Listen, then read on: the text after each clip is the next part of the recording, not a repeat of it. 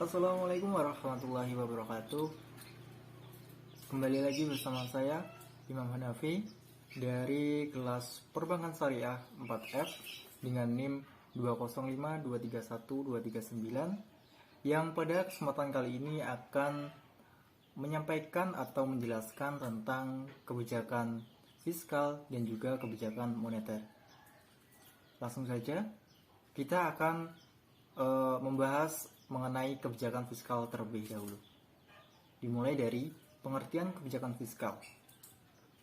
Kebijakan fiskal merupakan kebijakan pemerintah yang dilakukan dengan cara mempengaruhi sisi penerimaan maupun sisi pengeluaran pada APBN atau anggaran pendapatan belanja negara. Semua kebijakan yang berkaitan dengan APBN digolongkan sebagai kebijakan fiskal, misalnya kebijakan pada perpajakan, hutang, luar negeri, maupun peningkatan pengeluaran pemerintah. Kemudian, pengertian kebijakan fiskal menurut beberapa ahli. Seperti Zain mengatakan, kebijakan fiskal adalah pengeluaran pemerintah serta penerimaan yang berupa pajak. Pajak tersebut merupakan pungutan yang diberlakukan oleh negara, baik oleh pemerintah pusat maupun pemerintah daerah. Sedangkan menurut Alam, kebijakan fiskal adalah kebijakan yang menyesuaikan pengeluaran serta penerimaan pemerintah yang memiliki tujuan untuk memperbaiki kondisi ekonomi tersebut. Kemudian, tujuan kebijakan fiskal. Yang pertama, mencegah dan mengurangi tingkat pengangguran. Yang kedua, mempertahankan stabilitas harga. Yang ketiga, mendorong lajunya investasi. Yang keempat, memacu pertumbuhan ekonomi negara. Dan yang terakhir, untuk mewujudkan suatu keadilan sosial. Kemudian, pemerintah dalam menghadapi defisit anggaran memerlukan kebijakan fiskal. Di antaranya adalah, yang pertama ada pajak. Semakin besar pendapatan, maka semakin besar pajak yang harus ditanggung, begitu pula sebaliknya. Karena pajak berkaitan dengan pendapatan, maka penerimaan pemerintah dari pajak sangat tergantung dari tingkat pendapatan masyarakat. Pajak dapat mengakibatkan turunnya daya beli masyarakat karena mengurangi pendapatan siap konsumsi atau disposable income. Apabila defisit anggaran pemerintah dibiayai dengan peningkatan pajak, maka daya beli masyarakat akan semakin menurun. Yang kedua ada mencetak uang baru. Pemerintah dapat membiayai defisit anggaran dengan meminjamkan dana dari pihak bank sentral. Kemudian bank sentral akan membiayai pinjaman tersebut dengan mencetak uang baru sehingga jumlah uang yang beredar semakin banyak. Dengan demikian, harga barang dan jasa akan mengalami kenaikan dan inflasi juga akan mengalami kenaikan. Yang ketiga, ada pinjaman masyarakat dalam negeri. Pemerintah dapat membiayai defisit anggaran pemerintah dengan meminjam dana masyarakat dalam negeri dengan penerbitan surat hutang atau obligasi pemerintah yang dijual kepada masyarakat. Pemerintah akan membayar obligasi pada saat jatuh tempo beserta bunganya. Dan yang keempat, pinjaman masyarakat luar negeri. Pemerintah dapat membiayai defisit anggaran pemerintah dengan meminjam dana masyarakat ke luar negeri dengan penerbitan surat hutang atau obligasi pemerintah di pasar uang internasional. Sumber pembiayaan ini digunakan untuk membiayai defisit neraca internasional. Kemudian kita beralih ke jenis-jenis kebijakan fiskal. Yang pertama ada kebijakan fiskal ekspansioner, adalah peningkatan belanja pemerintah dan penurunan pajak yang dirancang untuk meningkatkan permintaan agregat dalam perekonomian. Tujuan dari kebijakan ini adalah untuk meningkatkan produk domestik bruto dan menurunkan angka pengangguran. Kemudian ada kebijakan fiskal kontraksioner, merupakan pengurangan belanja pemerintah atau peningkatan pajak yang dirancang untuk menurunkan permintaan agregat dalam perekonomian. Tujuan dari kebijakan ini adalah untuk mengontrol inflasi. Dan yang terakhir, ada kebijakan fiskal dari sisi penawaran. Merupakan kebijakan fiskal dapat secara langsung mempengaruhi bukan saja permintaan agregat, namun juga penawaran agregat. Sehingga sebagai contohnya, pemotongan tarif pajak akan memberikan insentif bagi perusahaan untuk melakukan ekspansi atau investasi barang modal karena mereka memperoleh pendapatan setelah pajak yang lebih besar yang kemudian dapat dibelanjakan. Kemudian, siapakah yang membuat kebijakan fiskal? Dalam hal ini, kebijakan fiskal merupakan salah satu kebijakan ekonomi makro yang otoritas utamanya berada di tangan pemerintah dan diwakili oleh Kementerian Keuangan. Hal tersebut diatur dalam Undang-Undang Nomor 17 Tahun 2003 tentang keuangan negara yang menyebutkan bahwa Presiden memberikan kuasa pengelolaan keuangan dan kekayaan negara kepada Menteri Keuangan selaku pengelola fiskal dari wakil pemerintah dalam pemilik kekayaan negara yang dipisahkan. Kebijakan fiskal umumnya mempresentasikan pilihan-pilihan pemerintah dalam menentukan besarnya jumlah pengeluaran atau belanja dan jumlah pendapatan yang secara eksplisit digunakan untuk mempengaruhi perekonomian. Dan selanjutnya ada kebijakan dari kebijakan fiskal. Yang pertama ada beberapa tahun belakangan ini ada Kartu Prakerja. Program Kartu Prakerja adalah program bantuan biaya pelatihan untuk mengembangkan kompetensi, produktivitas, daya saing, dan kewirausahaan angkatan kerja Indonesia melalui ekosistem yang dibangun dengan kemitraan multi pihak. Kemudian di masa pandemi, meningkatkan anggaran COVID-19. Meningkatkan anggaran untuk penanganan COVID-19 adalah langkah yang tepat dan dibutuhkan saat ini. Perekonomian tidak akan bisa pulih saat pandemi belum bisa terkendali. Karena itu, memfokuskan anggaran untuk penanganan COVID-19 sangat penting. Yang kemudian ada tax amnesty. Pengampunan pajak atau amnesti pajak adalah sebuah kesempatan berbatas waktu bagi kelompok wajib pajak tertentu untuk membayar pajak dengan jumlah tertentu sebagai pengampunan atas kewajiban membayar pajak yang berkaitan dengan masa pajak sebelumnya tanpa takut penuntutan pidana. Dan kita akan beralih ke kebijakan moneter. Apa itu pengertian dari kebijakan moneter? Kebijakan moneter merupakan proses mengatur persediaan uang sebuah negara untuk mencapai tujuan tertentu. Misalnya, menahan inflasi, mencapai pekerja penuh atau lebih sejahtera.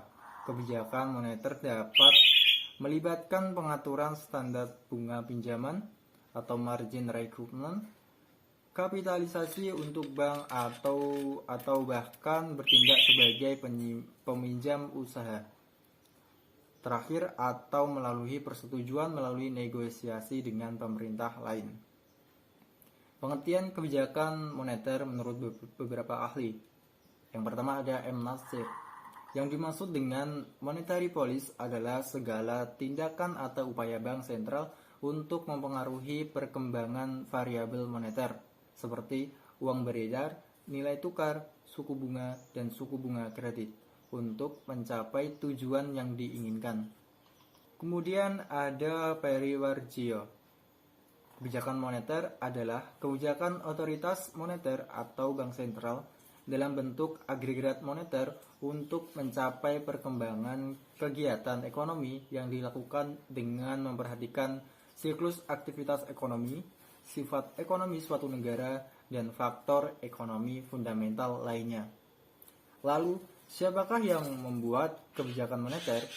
Dalam hal ini, Bank Sentral adalah lembaga negara yang mempunyai wewenang untuk mengeluarkan alat pembayaran yang sah dari suatu negara, merumuskan dan melaksanakan kebijakan moneter, mengatur dan menjaga kelancaran sistem pembayaran, mengatur dan mengawasi perbankan, serta menjalankan fungsi sebagai leader of the last resort. Jenis-jenis kebijakan moneter. Yang pertama, kebijakan moneter ekspansif. Kebijakan moneter ekspansif sering disebut kebijakan uang longgar. Ialah kebijakan yang mengatur jumlah uang yang dipasok dalam perekonomian. Caranya dengan menurunkan suku bunga, membeli sekuritas pemerintah oleh bank sentral, dan menurunkan persyaratan cadangan untuk bank. Kemudian kebijakan ekspansif juga akan menurunkan tingkat pengangguran dan merangsang aktivitas bisnis atau kegiatan kerja konsumen. Kebijakan moneter yang kedua adalah kebijakan moneter kontraktif. Kebijakan moneter kontraktif adalah suatu kebijakan dalam rangka mengurangi jumlah uang yang beredar. Kegiatan ini dilakukan pada saat perekonomian mengalami inflasi. Disebut juga dengan kebijakan uang ketat. Kebijakan moneter kontraktif yang disebut kebijakan uang ketat ialah kebijakan mengurangi jumlah uang yang beredar. Kemudian tujuan dari kebijakan moneter. Yang pertama ada stabilitas ekonomi. Stabilitas ekonomi adalah suatu keadaan di mana pertumbuhan ekonomi berlangsung secara terkendali dan berkelanjutan. Artinya pertumbuhan arus barang atau jasa dan arus uang berjalan seimbang. Kemudian ada kesempatan kerja. Kesempatan kerja akan meningkat bila produksi meningkat. Peningkatan produksi biasanya diikuti dengan perbaikan nasib para karyawan ditinjau dari segi upah maupun keselamatan kerja. Kemudian akan meningkatkan taraf hidup karyawan dan pada akhirnya kemakmuran dapat tercapai. Yang ketiga ada kestabilan harga. Kestabilan harga ditandai dengan stabilitas harga barang dari waktu ke waktu. Harga yang stabil menyebabkan masyarakat percaya bahwa membeli barang pada tingkat harga sekarang sama dengan tingkat harga yang akan datang, atau daya beli uang dari waktu-waktu adalah sama. Kemudian yang keempat ada neraca pembayaran internasional. Neraca pembayaran dapat dikatakan dalam keadaan seimbang apabila jumlah nilai barang yang diekspor sama dengan nilai barang yang diimpor. Untuk mendapatkan neraca pembayaran yang seimbang, pemerintah seiring menjalankan kebijakan moneter. Contohnya adalah dengan melakukan devaluasi. Kemudian yang terakhir, untuk menjaga stabilitas dan pertumbuhan ekonomi. Menjaga stabilitas harga dari banyaknya jumlah uang yang beredar, meningkatkan kesempatan kerja, memperbaiki posisi neraca perdagangan dan neraca pembayaran jika negara mendevaluasi mata uang rupiah ini ke mata uang asing. Lalu beberapa instrumen yang dibutuhkan dalam kebijakan fiskal. Yang pertama ada operasi pasar terbuka. Operasi pasar terbuka dilakukan dengan cara menjual atau membeli surat berharga. Dalam kondisi perekonomian mengalami kelesuan, Bank Sentral akan menambah jumlah uang yang beredar dengan cara membeli surat berharga. Dengan membeli surat berharga, maka jumlah cadangan di bank umum akan bertambah, sehingga perputaran kegiatan ekonomi dapat mengalami kenaikan.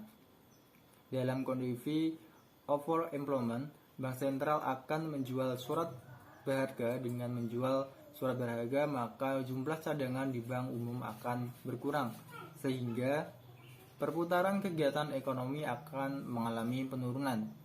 Dapat dilihat, kebijakan moneter ekspansif dengan cara membeli obligasi, sedangkan kebijakan moneter kontraktif menjual obligasi. Kemudian yang kedua ada suku bunga diskonto. Dalam kondisi perekonomian mengalami kelesuan, maka seharusnya Bank Sentral menurunkan tingkat bunga diskonto. Penurunan bunga diskonto akan mendorong bank umum untuk meminjam dana yang lebih banyak karena biaya yang ditanggung lebih ringan.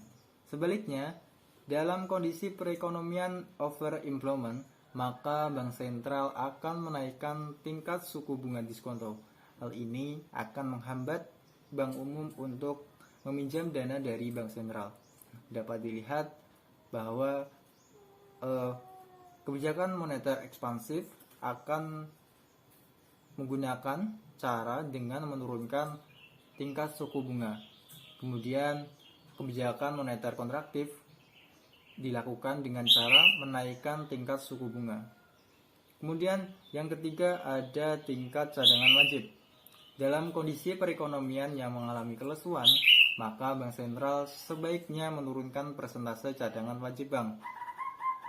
Sebaiknya dalam kondisi perekonomian overemployment, maka seharusnya bank sentral menaikkan persentase cadangan wajib bank umum.